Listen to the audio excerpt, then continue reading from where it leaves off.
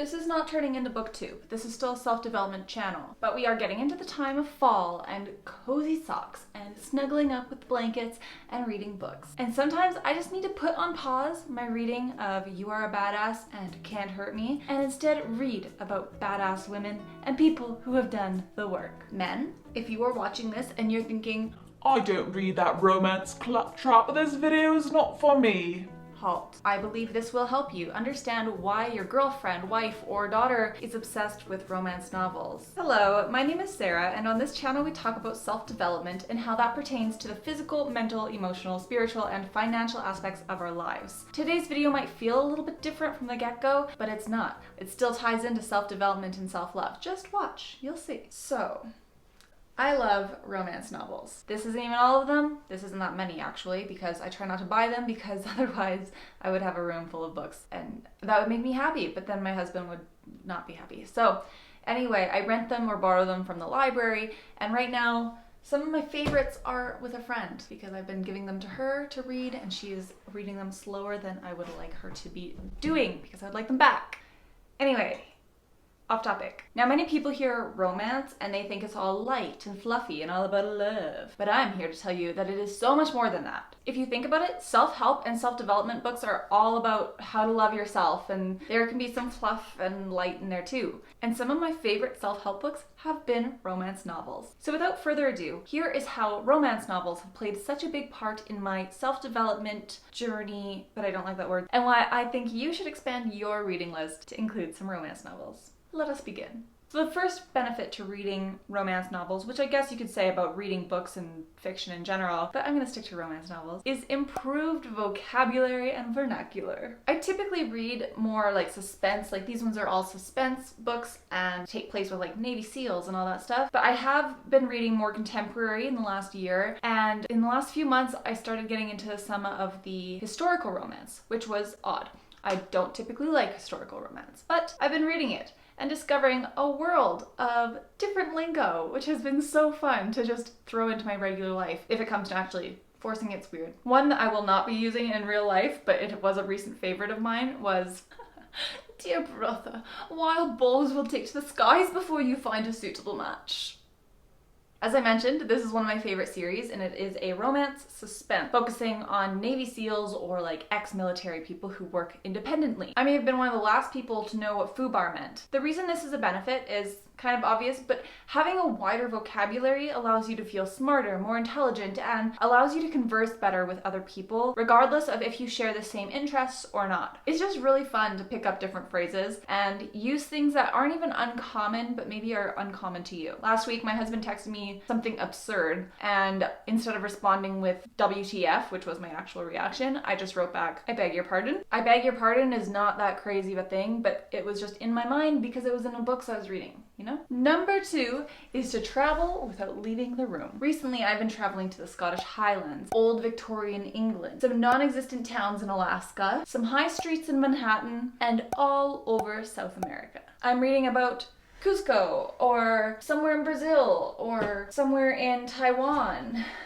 or somewhere in the States, which is equally as terrifying right now. But I like knowing some weird facts about these places because when somebody else suggests it to me or they talk about it, I can hold the conversation at least well enough to ask questions about it. Authors, if they're good at what they do, they implement a lot of truth within their fiction, and that's what makes it so lovely. Reading romance novels romanticizes your outlook on these places, and then you can hold great conversations with others. The third way that romance novels will improve your life and should be taken as self-help books is because of the inspirational stories they give. Now, a lot of people think that romance is just fluff. A damsel in distress waiting to be rescued by the manliest man who has ever manned, and he and his chest and his arms and his twig and berries are larger than life. But no, that is not reality. That is not reality.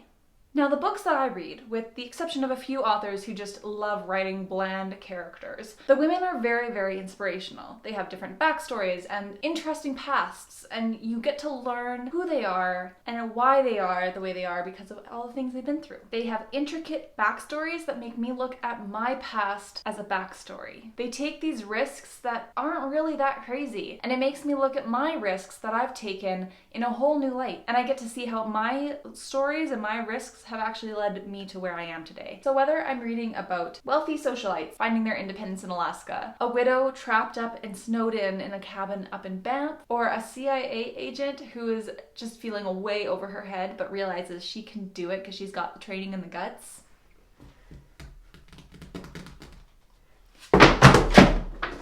every one of my books shares an inspirational story that makes me look at my story as inspirational as well. So those are my 3 main reasons of why I think that reading romance books can help with the self-development, and they are just a good add-on into your library. But I have a bonus tip, is that reading romance novels and the steamy section of them is fantastic for putting me in the mood, if you know what I mean. So ladies, get yourself some romance books. Reading romance books truly changed my life. I got way more serious about finances and saving because I was reading about women who were my age who were living in beautiful homes or traveling to amazing places and buying beautiful things to wear. I started sorting out my own thoughts and figuring out who was I and what did I stand for, because I was recognizing the characteristics of these women. I was seeing them in myself, and I didn't always like it. As they showed character growth, I also wanted to show some character growth.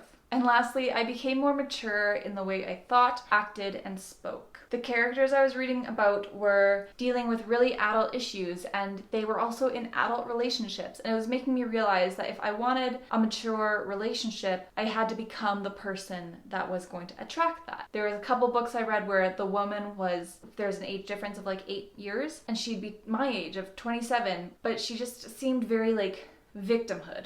And that kind of touches back onto the inspirational stories. I started seeing myself in this, and I'm like, oh, that's not an attractive look at all. Like, I totally play the victim here. I need to stop that because I don't want to look like this. I would rather be one of these people. So those are my 3 reasons, plus a bonus reason, why you should be adding in romance novels to your library checkout list, or your Amazon cart, or your Goodwill thrift hauls. If you like this video, or if you'd like to see more, please subscribe. If you don't like this video, but you want to see more, please subscribe. And if you'd like to see just this video, but not more, just give it a thumbs up. And then you're done. Leave me a comment down below telling me what your thoughts are on romance novels. Did you get into them? Are you into them? It took me a while before, like I started with psychology and finance, and then somehow that turned me on and I got into romance books, I guess. Leave me your comments down below, and I would love to read some of your favorite books. Recommend them to me. Let me know what you think. Remember, whether you are reading romance novels or horror novels or personal self-help books, as long as you are improving yourself, you are improving the world. Thank you for watching. Bye!